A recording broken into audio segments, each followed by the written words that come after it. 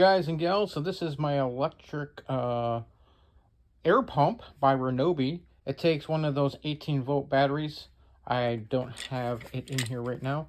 The thing works absolutely great, but here's the deal: is when you have, you're using the air pump and you're pressing down on the lever, the tire pressure that shows here is not necessarily accurate. What you have to do is when you get near the pressure you think you have, release that trigger.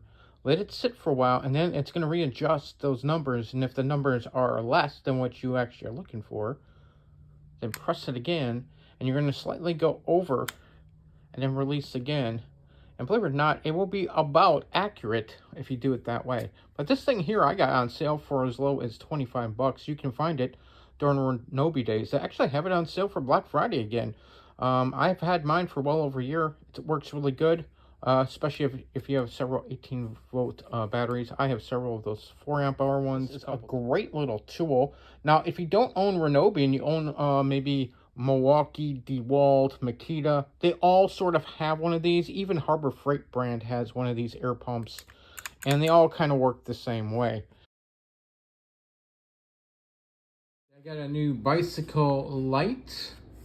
This is one of those rechargeable ones. 5400 milliamps, pretty big, and it can go up to 1600 luminance. It can also be at 800, 600, or 400 luminance.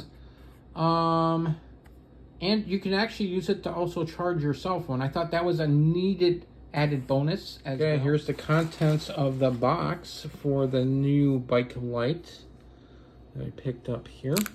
And you can see we get USB A to USB-C cable. Looks like there is another USB cable inside here. So yeah, there's more than one. It also comes with a bonus rear light, A to C. Personally, I like USB-C to USB-C, and I do have some USB-C to USB-C cables, so I'll probably be using that. It'll charge a lot faster. And let's see what else we got. This is the bike mounting thing. Looks like it is pretty decently made. It is hard and plastic. It looks a lot like what I use for mounting my camera. And then this must be the light. Front light. It's made of metal. This thing is not plastic. And so it's got 3 lights. It's got the slide on there. That's where you charge, or you can charge your cell phone from. So yeah, it's kind of big.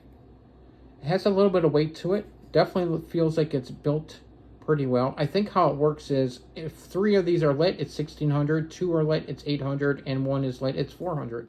So this is the new light mounted on. Showed off the light the other day, but I had put the mount on backwards. But I did ride with it yesterday. Worked really good. First of all, it's USB-C and USB-A, and it can charge your cell phone even. So this battery, I think, is 5600, whatever. So full charge. It's currently full charge. That there is a 1600 luminance right there. That's kind of a lot, but if there's no vehicles or anything near you that's pointed towards the ground, you can totally use that. Now, it's not really safe to have 1600 luminance by a vehicle, but if you go down one, it's 800 luminance. Oh, wait a second, turned off. Go down one, it's 800 luminance. You go down another one, it's 400 luminance. So you have 400 luminance, you're not going to see very much of it all. But 800 luminance is actually a pretty safe go-around. So full is all 3 of them. Down is 2. And then that's 1. So, yep. And so it's a really nice unit. Now, it can flash and do other things, but I don't actually care if it does that. So information on it here. So, but this light works really good. Liking it already. Yeah, the bell upside down looks funny, but I can definitely chime it better. So it does work better from a standpoint of working. Showing off that bike light. This is one of the accessory lights it comes with.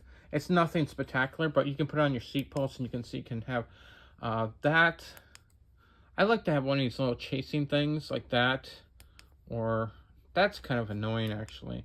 like one of these ones here, when I'm riding dark at night, and you can literally see it even if it's like pointing in that direction. Now I put it down more during the winter because I'm wearing a coat. It usually covers it up, but yeah, that's a little added accessory that came with that. Pretty good. And these are the XP Lite fenders I put on. They've been working fantastic. So far, this bike has been great. I'm loving this rack. So it adds 2.5 pounds, but you really still can't tell the difference. Now, I did move to a single family home, so I really don't have to go up and down stairs as much with this anymore. So, I've had these bags on and the rear rack and the fenders for well over a year, and let me tell you, they have been wonderful. I originally got these fenders for the XP Lite because I ride my bike during the winter in snow, and that includes having salt or from the roads. If you don't live someplace where they have ice on the roads, they put salt down to melt the ice, and that can really do a lot of damage to, number one, your bike, but also can fly up and hit you while you're riding. So this really helps combat that.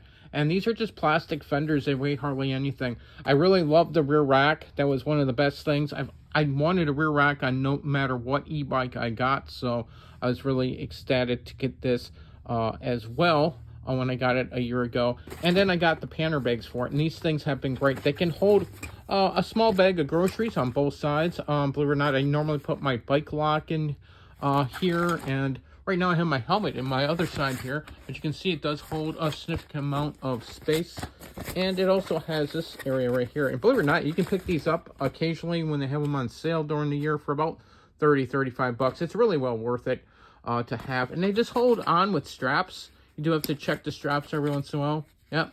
Now, they do have screw holes here. Yeah, you could attach them to screw holes. Now, mine don't seem to align. Actually, where the screw holes are right here. Like, if you actually attach them to where exactly the screw holes are, you would have to move this back a little bit more. But the screw holes are really meant for if you're going to put a basket on top of this, which actually could be really kind of cool. So, if you wanted to put a basket on top of this, you could use the rack and the bag and then the basket on top.